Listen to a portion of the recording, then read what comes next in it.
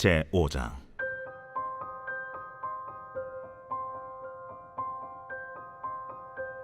이날에 드보라와 아비노함의 아들 바락이 노래하여 이르되, 이스라엘의 영솔자들이 영솔하였고 백성이 즐거이 헌신하였으니 여호와를 찬송하라. 너희 왕들아 들으라. 통치자들아 귀를 기울이라. 나 곧 내가 여호와를 노래할 것이요 이스라엘의 하나님 여호와를 찬송하리로다. 여호와여, 주께서 세일에서부터 나오시고 에돔 들에서부터 진행하실 때 땅이 진동하고 하늘이 물을 내리고 구름도 물을 내렸나이다. 산들이 여호와 앞에서 진동하니 저 신의 산도 이스라엘의 하나님 여호와 앞에서 진동하였도다. 아나세 아들 삼갈의 날에 또는 야엘의 날에는 대로가 비었고 길의 행인들은 오솔길로 다녔도다. 이스라엘에는 마을 사람들이 그쳤으니 나 드보라가 일어나 이스라엘의 어머니가 되기까지 그쳤도다. 무리가 새 신들을 택하였으므로 그때의 전쟁이 성문에 이르렀으나 이스라엘의 4만 명 중에 방패와 창이 보였던가? 내 마음이 이스라엘의 방백을 사모함은 그들이 백성 중에서 즐거이 헌신하였음이니 여호와를 찬송하라. 흰 나귀를 탄 자들, 양탄 자에 앉은 자들, 길에 행하는 자들아 전파할지어다. 활 쏘는 자들의 소리로부터 멀리 떨어진 물 깃는 곳에서도 여호와의 공의로우신 일을 전하라. 이스라엘에서 마을 사람들을 위한 의로우신 일을 노래하라. 그때의 여호와의 백성이 성문에 내려갔도다. 깰지어다, 깰지어다. 드보라여, 깰지어다, 깰지어다. 너는 노래할지어다, 일어날지어다. 바락이여, 아비노함의 아들이여, 내가 사로잡은 자를 끌고 갈지어다. 철병거 900대를 앞세운 시스라의 철권 통치에서 이스라엘 백성들이 신음하자 하나님께서는 사사를 세우셨습니다. 여선지자 드보라입니다.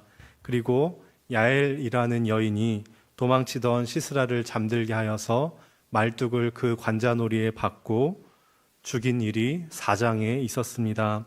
이 모든 일을 겪고 나서 5장은 드보라가 그 하나님을 찬송하는 내용입니다. 하나님께서 여인들을 사용하셔서 20년 철권 통치에서 이스라엘을 해방시키셨습니다. 이 드보라의 노래는 겉으로 볼 때는 드보라와 야엘이라는 인간 영웅들을 칭송하는 것 같습니다. 그런데 자세히 들여다보면 자신의 백성을 구원하시는 하나님을 찬송하는 내용입니다. 도대체 드보라가 하나님을 찬양하는 이유가 무엇일까요? 여호와께서 그의 백성을 다스리시는 영광스러운 통치를 이 드보라가 경험했기 때문입니다. 철병거 900대의 군대장관 시스라를 심판하고 그의 백성을 구원해내시는 하나님의 의로우신 일을 보았기 때문입니다. 이에 드보라는 북받치는 기쁨을 주체할 수가 없어서 5장에 이 찬송을 부르고 있습니다. 5장 1절입니다. 이날에 드보라와 아비노함의 아들 바락이 노래하여 이르되. 노래는 억지로 하는 것이 아닙니다. 예배 순서에 들어있으니까 순서에 따라서 부르는 것도 아닙니다. 노래는 노래할 이유가 있을 때에는 시키지 않아도 저절로 나오는 것이 노래입니다. 저와 성도님들께서는 노래할 이유가 있으신지요? 그런데 노래할 이유를 갖기 위해서는 하나님께 헌신되어 있어야 합니다. 하나님께서는 헌신된 자들을 통해서 하나님의 일을 하시기 때문입니다. 드보라의 노래는 크게 8부분으로 나누어져 있다고 볼 수 있습니다. 2절부터 9절에는 이 노래의 목적이 무엇인지를 밝힙니다. 이스라엘을 위해서 위대한 구원의 행동을 보이신 여호와께 찬양을 드리는 것이 목적이라고 밝히고 있습니다. 10절부터 11절 상반절에는 이스라엘에게 권하는 내용입니다. 과거에 보인 이스라엘의 영웅적인 행동대로 다시 행동할 것을 권면합니다. 11절 하반절부터 12절은 백성들이 드보라에게 호소하는 내용이 나옵니다. 13절부터 18절은 이스라엘 용사들이 전쟁을 위해서 모이는 장면이 나옵니다. 19절부터 23절에는 그 시스라와의 전투 장면을 보여줍니다. 24절부터 27절은 야엘이 시스라를 멋지게 해치우는 모습을 극적으로 보여줍니다. 28절부터 30절은 시스라의 어머니가 시스라를 애타게 기다리는 가련한 장면을 보여주고 있습니다. 31절은 결론입니다. 이렇게 큰 흐름으로 5장에 드보라의 하나님을 찬양하는 내용이 이어지고 있습니다. 오늘은 1절부터 12절까지 보고 또 다음 설교 때 나머지 부분을 보시겠습니다. 2절에 보니까 드보라가 하나님을 찬송하라고 합니다. 이스라엘의 영솔자들이 영솔하였고 백성이 즐거이 헌신하였으니 여호와를 찬송하라. 드보라는 처음부터 여호와를 찬송하는 이유가 무엇인지 말하고 있습니다. 이스라엘의 영솔자들이 영솔하였고 백성들이 즐거이 헌신한 것이 찬송할 첫 번째 이유입니다. 이스라엘의 그 리더들이 영솔하였다는 것은 이스라엘의 리더들이 책임지고 리드를 했다는 의미인데, 직역하면 이스라엘 안에 긴 머리를 풀어 헤쳤다라는 뜻입니다. 전쟁을 앞두고 이스라엘의 풍습이 있었습니다. 전쟁 전에 머리를 깎지 않으면서 여호와께 헌신을 맹세하는 풍습입니다. 그렇다면 이스라엘 백성이 헌신을 맹세하고 즐겁게 여호와의 전쟁을 수행하기로 결심한 결과 승리를 얻게 된 것이 이 드보라가 여호와를 찬송할 이유라고 하는 것입니다. 이에 시인은 패배한 가나안 왕들과 방백들에게 의기양양하게 이렇게 외칩니다. 5장 3절입니다. 너희 왕들아 들으라, 통치자들아 귀를 기울이라. 나 곧 내가 여호와를 노래할 것이요 이스라엘의 하나님 여호와를 찬송할지로다. 드보라가 의기양양하게 외치는 이유가 무엇일까요? 이스라엘이 이렇게 마음만 먹으면 가나안 백성쯤이야 문제가 안 된다는 말이 아닙니다. 이 시인은 단지 이스라엘이 결심했기 때문에 승리한 것이라고 말하고 있지 않습니다. 시인은 내가 이스라엘을 찬양하리라 라고 하지 않습니다. 승리의 원인은 다른 곳에 있기 때문입니다. 승리는 오직 여호와께 있었습니다. 그래서 시인은 나 곧 내가 여호와를 노래할 것이라고 선포합니다. 왜냐하면 여호와는 이스라엘의 하나님이시기 때문입니다. 이에 다시 한번 이스라엘의 하나님 여호와를 찬송하리로다 라고 선포하고 있습니다. 도대체 이스라엘의 하나님이 누구시길래 시인은 거듭해서 여호와를 찬송하리라고 그렇게 선언하는 것일까요?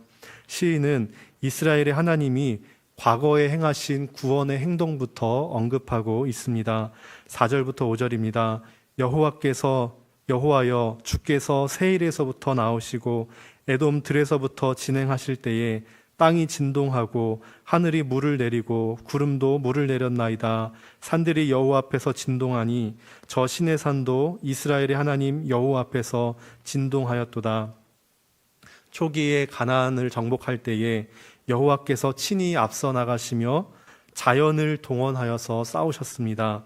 이것을 시인은 여호와 앞에서 땅이 진동하고 하늘이 물을 내리고 구름이 물을 내리며 산들이 진동했다라고 표현합니다. 지진과 천둥, 번개 이 자연 현상을 묘사한 것입니다. 동시에 우주의 심판자이신 여호와로 인하여서 땅과 산들이 진동하고 떠는 것으로도 볼 수 있습니다. 여호와께서 심판자로 임하실 때 하늘과 산과 땅이 진동하고 떤다면 과연 누가 이런 여호와 앞에서 대항할 수 있을까요? 이에 시인은 기쁜 소리로 노래합니다. 그런데 놀랍게도 여호와께서는 이 일을 홀로 행하시지 않습니다. 헌신된 하나님의 백성들과 함께 여호와의 전쟁을 수행하십니다. 하나님께서 홀로 이 일을 행하실 수 없어서가 아닙니다. 자연이 하나님을 수종 들고 있는데 사람이 없어서 못하실 분이 아닙니다. 그러나 인간을 특별한 동역자로 삼으셔서 함께 싸우시는 것이 여호와의 기쁘신 뜻입니다. 이 어찌 하나님의 큰 은혜가 아닐까요? 저와 성도님들께서도 긴 머리를 휘날리면서 즐거이 헌신하며 죄와 싸워 이기는 이 전쟁, 우리를 부르신 곳에서 하나님 나라를 임하게 하는 이 전쟁에 참여하시기를 축복합니다. 시인은 2절부터 5절에서 여호와를 찬송할 근거로 여호와의 위대한 구원의 행동 왕이라고 밝혔습니다. 그리고 6절부터 9절에서는 이 같은 여호와의 구원이 인간들의 행동을 통해서 드러났다라고 합니다. 우선 시인은 여호와의 구원이 있기 전에 이스라엘의 상황을 부끄러운 모습으로 그리고 있습니다. 6절입니다. 아나세 아들 삼갈의 날에 또는 야엘의 날에는 대로가 비었고 길의 행인들은 오솔길로 다녔도다. 가나안 사람들이 대로를 통제하고 있기 때문에 행인들은 대로로 다닐 수가 없었습니다. 사람들이 대로를 비워들고 좁고 숨어 다닐 수 있는 오솔길로 다닐 정도로 이스라엘의 사기는 완전히 저하되어 있었습니다. 그뿐만이 아닙니다. 이스라엘을 지도할 지도자가 없었습니다. 7절에 이스라엘에는 마을 사람들이 그쳤으니 나 드보라가 일어나서 이스라엘의 어머니가 되기까지 그쳤도다. 문제는 여기서 끝이 아닙니다. 이스라엘의 군대는 형편없었습니다. 전쟁이 성문 바로 앞까지 이르렀는데 이스라엘 병사들은 방패와 창 같은 좋은 무기를 가지고 있지 않았습니다. 당시에 가나안 땅에 철제 무기를 가진 사람들은 가나안 사람들과 특별히 그 중에서도 블레셋 사람들 뿐이었습니다. 심지어는 사울 시대에도 철제 무기를 가진 사람이라고는 왕이었던 사울과 요나단 뿐이었습니다. 이런 상황에서 철병거 900대를 거느린 군대 장군 시스라와 맞선다는 것은 그야말로 어불성설이었습니다. 이스라엘이 도대체 왜 이런 지경으로 떨어진 것일까요? 시인은 솔직하게 고백합니다. 8절입니다. 무리가 새 신들을 택하였으므로 그때의 전쟁이 성문에 이르렀으나 이스라엘의 4만 명 중에 방패와 창이 보였던가. 여호수아 때는 이스라엘을 당해낼 왕들이 없었습니다. 그런데 어떻게 이렇게까지 추락한 것일까요? 새로운 신을 택하여 섬겨서 여호와의 진노를 격발한 것이 그 이유입니다. 그러나 이스라엘이 무력하게 되었을 때 하나님은 그의 백성을 그냥 내버려 두시지 않으십니다. 비록 새로운 신을 섬긴 결과 그 이스라엘 때문에 잠시 분노하셨고 자기 백성을 징계하셨다 할지라도 자기 백성이 처참한 지경에 처하게 되면 그의 백성을 불쌍히 여기시는 하나님이십니다. 그의 백성을 구원하기 위해서 일하시는 하나님이십니다. 그래서 드보라를 사사로 세우셨습니다. 드보라가 등장하면서 상황은 급반전됩니다. 드보라가 이스라엘의 어머니로서 백성들을 죽게 헌신할 수 있도록 용기를 불어넣었기 때문입니다. 이스라엘 백성들이 헌신하면 문제는 달라집니다. 9절입니다. 내 마음이 이스라엘의 방백을 사모함은 그들이 백성 중에서 즐거이 헌신하였음이니 여호와를 찬송하라. 여호와께서 자기 백성을 구원하시기로 결심하셨고 하나님의 백성들이 헌신한다면 이제 이스라엘을 괴롭히던 적들은 곧 괴멸되게 될 것입니다. 그래서 시인은 여호와를 찬송하라고 다시 권면합니다. 하나님 백성의 소명 중 하나가 이것입니다. 하나님의 위대한 구원을 경험하고 이것을 전파하는 것입니다.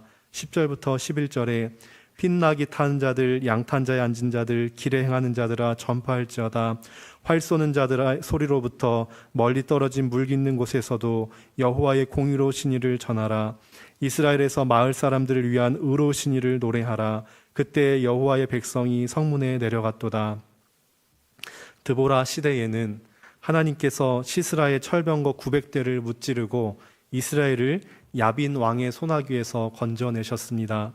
드보라는 이런 하나님의 구원을 의로운 일이라고 부릅니다. 그래서 11절에 여호와의 공의로우신 일을 전하라 라고 합니다. 하나님께서는 공궁에 빠진 백성을 구원하시고 다스리시는 왕이십니다. 그 하나님께서 우리의 왕이십니다. 그런데 하나님께서 다스리신다는 사실을 머리로 아는 것과 정말 믿는 것은 다릅니다. 실제 삶에서는 하나님께서 다스리시는 의로우신 일을 경험하지 못하며 사는 그리스도인들도 많이 있습니다. 이론적으로는 하나님의 존재와 하나님의 왕되심을 인정하지만 삶에서는 하나님이 존재하지 않는 것처럼 사는 것입니다. 이런 사람들을 실천적 무신론자라고 부릅니다. 오늘날 무신론자라고 하면은 정말 하나님의 존재를 부인하는 사람들을 가리킵니다. 그런데 고대 이스라엘에서는 이스라엘 백성들 중에 신의 존재를 이론적으로 부정하는 사람들은 아무도 없었습니다. 그렇다면 시편 14편 1절의 말씀은 무슨 의미일까요? 어리석은 자는 그 마음에 이르기를 하나님이 없다 하도다. 실제 삶 가운데 하나님이 없는 것처럼 행동하는 실천적 무신론자는 어리석은 사람이라 합니다. 하나님의 다스리심을 믿고 그분께 삶을 맡긴 사람만이 하나님의 다스리심을 경험할 수 있습니다. 드보라가 시스라를 내 손에 붙이겠다 약속하셨을 때 상황이 변한 것은 아무것도 없었습니다. 그렇지만 이 약속의 말씀 하나 믿고 그분께 모든 것을 맡기고 순종할 때에 하나님의 구원을 경험한 것처럼 말입니다. 이런 하나님의 구원은 특정 계층에게만 가능한 것이 아닙니다. 사회의 모든 계층과 모든 형편의 사람들에게 이 하나님의 구원을 누릴 수 있습니다. 그래서 시인은 휘나기 탄 자들, 양탄자에 앉은 자들, 길에 행하는 자들아 전파할지어다. 활 쏘는 자들의 소리로부터 멀리 떨어진 물 깃는 곳에서도 여호와의 공의로우신 일을 전하라 합니다. 말을 타는 부유한 자들이든 길을 걷는 가난한 사람들이든 전쟁터에서든 여인들의 물 깃는 곳에서든 여호와의 구원은 경험할 수 있습니다. 저와 성도님들의 계층이 어떻든 상황이 어떻든 그 삶의 자리에서 여호와의 구원을 경험하실 수 있습니다. 이같이 여호와의 의로우신 일을 경험한 후에 늘 이 일을 묵상하며 전파하는 것이 여호와의 백성의 소명입니다. 하나님의 백성의 전투는 끝이 없습니다. 하나님 나라가 최종적으로 임할 때까지 교회는 전투하는 교회일 수밖에 없습니다.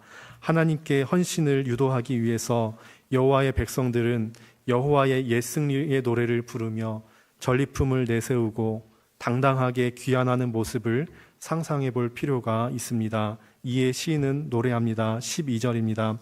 깰지어다 깰지어다 드보라여 깰지어다 깰지어다 너는 노래할지어다 일어날지어다 바라기여 아비노함의 아들이여 내가 사로잡은 자를 끌고 갈지어다.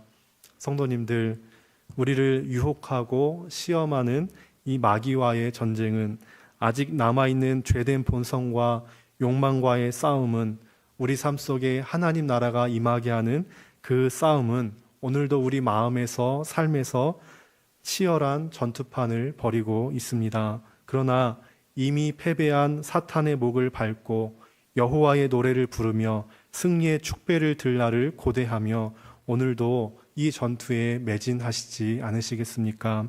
오늘의 승리가 또 하나님을 노래할 이유가 되어서 평생 이 하나님의 의로우심을 전파하고 찬송하지 않을 수 없는 저와 성도님들 되시기를 축복합니다. 기도하겠습니다. 하나님 아버지 감사합니다.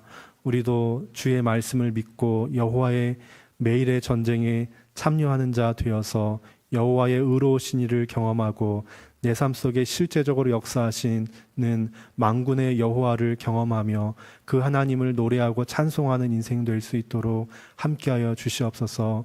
오늘 또 하루를 시작합니다.